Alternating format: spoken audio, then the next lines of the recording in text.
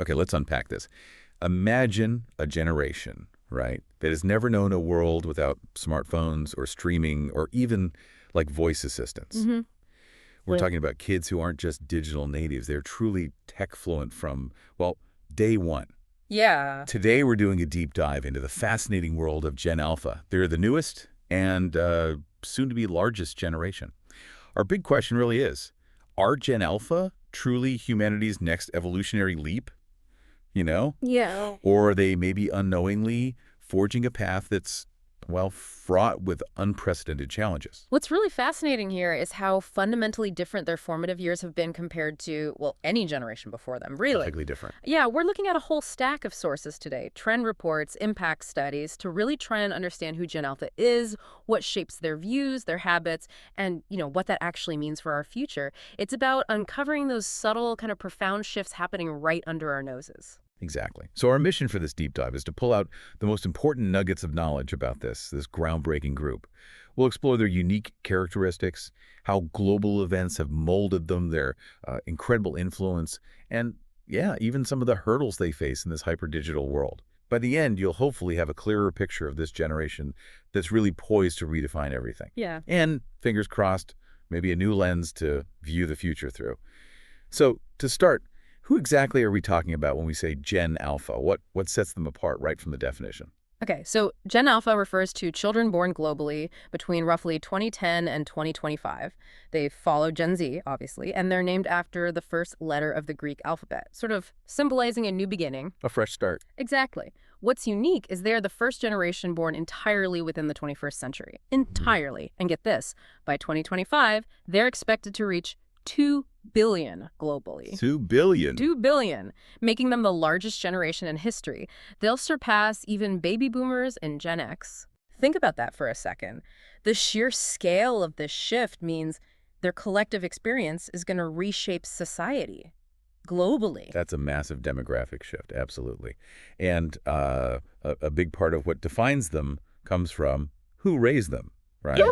What kind of environment are they actually growing up in? Precisely, yeah. A significant chunk, around 70% of Gen Alpha's parents are millennials. Okay. A generation that's pretty tech-savvy themselves, Right. So these millennial parents, they often prioritize early childhood education, technological integration, basically ensuring Gen Alphas grow up with the latest digital tools, the latest resources. This direct influence, well, it makes them the most materially endowed generation ever. Unparalleled access to technology. Right. Access from day one. It's almost like their parents are sort of curating a digital upbringing for them right from birth. And it goes beyond just access to tech, doesn't it? Yeah. They're also emerging as, like, the most diverse generation. That seems like another really significant marker for how they'll view the world. Indeed. Yeah, they're growing up in increasingly multicultural communities. You see it reflected in their friend groups, the media they consume. In the U.S. specifically, they've already surpassed all other generations in diversity. Wow. Which means their baseline understanding of culture, of identity, it's just inherently broader, more inclusive than any group before them. It's really foundational to their worldview. Okay, here's where it gets really, really interesting for me. Because it's not just about diversity or material access. This isn't a generation that became comfortable with technology. Like you said, they've been immersed in it since they were born. Mm-hmm. I mean, many interact with tablets, smartphones, before they can even really speak. Mm-hmm. What does that early profound immersion truly mean for their development? That's a critical point. Yeah, they're often called iPad kids, right? And the statistics are pretty telling. Yeah, I've heard that term. So, for example, 49% of Gen Alpha children apparently have their own tablets. Some sources even report 43% having one before age 6. Before 6? Yeah, and 58% by age 4. But the really staggering figure, I think, is this. By the age of 7, the average Gen Alpha child will have spent an entire year. An entire year. An entire year watching screen media that includes computer games, the internet, DVDs, streaming. An entire year by age 7. That statistic doesn't just hit differently. It makes you really wonder what subtle, maybe even unconscious changes are happening in their perception of time or their cognitive processing because of that. Is it just a new way to learn? Or is it something, more fundamental changing? That's exactly the question we need to ask. This early and constant exposure, it definitely makes them comfortable with new devices, new platforms. They adapt really quickly to advancements. They're just intrinsically familiar with digital interfaces in a way previous generations simply aren't. Gen Z saw the transition to high-speed internet and smartphones. Right, they remember dial-up. Exactly. Gen Alpha has only known a world where these things are just there, Yeah. ubiquitous, where voice assistants respond to them. It means educational apps, games, they're just standard tools in their early development. They're not novelties anymore. And it's not just learning or entertainment, is it? Parents are often documenting their kids' milestones online from the get-go. Mm-hmm. So Gen Alphas are the first generation born into a world where their digital footprint literally starts at birth. Mm-hmm. Does that create a different sense of self, a different relationship with, privacy or public identity? It absolutely has to, doesn't it? They grow up with a public persona, often without their full understanding or consent initially. That's an entirely new dimension of identity formation. Yeah. It's a fundamental shift in what it means to be an individual in the world today. That paints such a vivid picture of their upbringing. It's easy to get kind of lost in the tech side of Gen Alpha, but their world has also been profoundly shaped by global events, stuff far beyond their control, hasn't it? Oh, definitely. How have those external forces influenced their internal world? They certainly have. The COVID-19 pandemic, for instance, that's a defining moment for them. Huge. Huge. Remote classrooms, digital learning tools, they just became the norm overnight. Platforms like Zoom, Google Classroom, they became standard. So this wasn't just a temporary disruption for them. It embedded technology as an integral, kind of permanent part of their education in a way it never really was before. So for them, things like, I don't know, virtual field trips, using VR, exploring museums from home, that wasn't just a cool novelty. It was maybe a standard part of learning. Exactly. It was just how things were done for a while there. Yeah. And global events like climate change protests, increased environmental awareness, that's also influenced them significantly. They're aware of environmental issues really early on, often participating in school programs like tree planting or recycling drives. Yeah. It's not just about knowing facts for them. It seems to be about a very personal connection to these big global challenges. That level of social awareness is striking for such a young group. Where do you think that keen sense of responsibility truly stems from? Yeah. And, what might be the long-term implications of carrying that kind of weight from such a young age?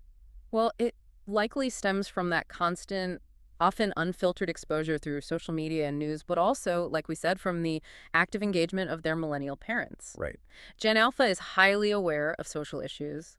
Climate change seems to be a top priority. And mental health, that's another critical concern for them.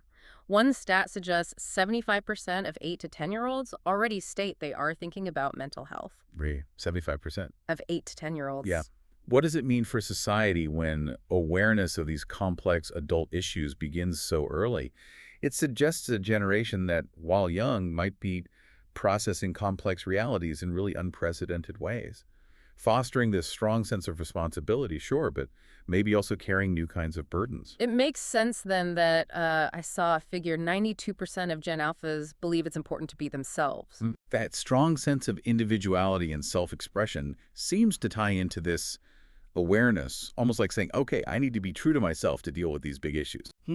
Okay, so considering these formative experiences, their tech fluency, their parents' influence, this social awareness, how are they already influencing the world around them? Particularly, say, in market trends and content consumption. Oh, they're already incredibly influential. It's estimated that Gen Alpha possesses something like $300 billion in spending power annually, mostly through parental influence, obviously. 300 billion. Wow. Yeah. And what's interesting is their early brand loyalty. Almost 50% claim fidelity to a specific brand already. Really? That young? That young. This isn't just about purchasing power. It's about shaping future markets based on their unique preferences, formed very early. So what drives these preferences then? We're seeing things like Sephora hauls on TikTok or Mr. Beast Feastables, chocolate bars everywhere. What kind of content influences their decisions and how do they like to consume it? Well, their preferences are heavily, heavily influenced by what they consume digitally. No surprise there. More than half of Gen Alpha parents report their children watch shopping content, like haul videos, unboxing videos. Yeah, the unboxing thing is huge. It really is. And that signals a shift in how product discovery and recommendation happens. And in terms of content generally, interactive experiences win. Big time. Games, augmented reality, hands-on experiences. They're far more effective than just passive media. Right. YouTube is still their most popular video app, kids spending an average of 84 minutes a day on it. 84 minutes. Yeah. And TikTok is also very popular, especially with the slightly older alphas, even if they have to kind of circumvent the age restrictions sometimes. This trust in influencers, though, it feels like more than just selling products. It suggests a fundamental, recalibration of authority, doesn't it? Almost half of Gen Alphas say they trust their favorite influencers as much as their own family members for product recommendations. How might that impact their perception of news or political engagement or even just identity formation in ways we haven't really seen before? That's the crux of it, really. This generation is increasingly turning to social media, to influencers, instead of, say, search engines for their information. Yeah. It means their worldview is heavily curated by individuals, often not traditional institutions. And for them, gaming isn't just relaxation, it's often a primary way to express themselves, personally, creatively. Platforms like Roblox and Minecraft, where they can build worlds, socialize online, these are essentially their digital playgrounds for identity. It's where they experiment and connect. That's a huge shift in how information and identity are shaped. But, okay, with all this digital immersion and influence, there are naturally concerns. You mentioned screen time earlier. Yes. What are the practical implications of this constant digital presence? It's definitely prevalent, and it warrants careful attention. Data suggests children aged 8 to 12 spend an average of 4 hours and 44 minutes each day in front of screens. Just under 5 hours. Right. And for Gen Alpha teenagers, it jumps to about 7.5 hours daily. And some reports, like I mentioned, say over 8 in 10 parents of Gen Alpha say their kids use mobile devices 7 to 8 hours a day. Remember that entire year by age 7? Yeah. That level of consistent digital engagement, it leads to real questions about their development. So what does this all mean for their development? Are we talking about different neural pathways being formed or potential dependency issues? There are legitimate concerns, yeah. Yeah. About potential dependency, even addiction. One study found that 1 in 4 early adolescents, so aged 11 to 15, reported elements of addiction in their social media use. Things like using apps to forget problems. This constant exposure has also been linked in some research to dwindling attention spans, disinterest in activities that don't involve screens, which you can imagine can affect classroom behavior and learning retention. It's a very real challenge educators and parents are grappling with right now. And how does this impact their mental and social well-being? Is there a direct link between this digital immersion and those mental health concerns you mentioned earlier? Well, a growing body of research does link early adolescent social media use to behavioral and mental health issues, things like ADHD, disruptive behavior, depression. For example, in 2023, 16% of young alphas aged 3 to 5 reportedly had a mental, emotional, developmental, or behavioral problem. That's up from 13% in 2018. That's a noticeable increase. It is. And during that same rough period, childhood anxiety or depression rose from 9% to 13% among U.S. kids aged 3 to 17 overall. So while technology definitely offers connection, it also presents real challenges to emotional regulation and maybe social development too. That's genuinely concerning. But parents aren't entirely negative about technology, are they? It feels like there's this constant tightrope walk between the benefits and the risks. That's absolutely true. Yeah, many parents do acknowledge the potential benefits, while, say, 80% worry about excessive screen time. Which is a lot. It is. But 75% are also enthusiastic about their children learning new things from screen media. They also value opportunities for their child to discover new interests, maybe witness positive messages, connect with friends or family who are far away. It's definitely not a black and white issue. It's all about finding that crucial balance. So what's the takeaway then for you, our listener, about supporting this generation? How do we proactively guide them through this incredibly complex digital landscape? I think it's really about proactive guidance and creating intentional boundaries, setting expectations. Organizations often suggest creating something like a family media plan, customized for each family's unique needs, values, and focusing hard on internet safety. Ultimately, strong, caring support from adults, parents, schools, communities, that's essential to help Gen Alpha develop healthy digital habits, healthy social media habits. It's not really about banning technology. It's more about teaching thoughtful engagement with it. That makes perfect sense. Okay, let's pivot slightly then and consider how Gen Alpha's unique traits are reshaping, commerce and communication for brands, for businesses. How do you effectively engage with a generation that literally grew up with a touch screen in their hand and like an influencer in their pocket. Okay, yeah. First, you absolutely have to be present on the platforms they frequent, even if Mm, indirectly, because content often trickles down from older siblings or platforms. right. Second, and this is crucial, emphasize online privacy and data protection. Gen Alphas and their millennial parents are increasingly aware of data security issues, so transparency, ethical practices, that builds immense trust. So clear communication about privacy policies, sure, but also things like ethical sourcing, fair labor practices, that stuff truly matters to this group. Yeah. They'll likely see right through anything less than genuine, won't they? Precisely. They have a pretty good radar for that, it seems. Beyond that, creating authentic and interactive experiences is key. Gamification is a powerful tool. Think of like a health food brand creating a game where kids earn virtual tokens for healthy snacks, maybe redeemable for real rewards. Okay. Augmented reality experiences too, like an app that lets kids decorate a virtual room, that sparks creativity, interest. It's about more than just selling, it's engaging and maybe even co-creating with them. And it sounds like interactive storytelling and leveraging educational aids are also really key. What about their unique psychology that marketers need to understand? Yes, definitely. Brands can develop narratives that actually involve Gen Alphas in the story somehow. Or create apps that combine learning with fun, a coding app with gamified challenges, for instance. This appeals to their tech-savvy nature, obviously, but it also supports their early development, which builds trust with parents, too. Smart. As for their psychology, Gen Alpha is often described as faster, more decisive than previous generations. And like we said, they tend to be more brand loyal, surprisingly early. They're not cynical, necessarily, but they are realistic. So for marketers, that means being utterly transparent. They'll probably see through complicated or manipulative marketing campaigns pretty quickly. Right. They're comfortable in VR environments, they enjoy gamification, so using those methods for high-level market research could actually yield some solid data.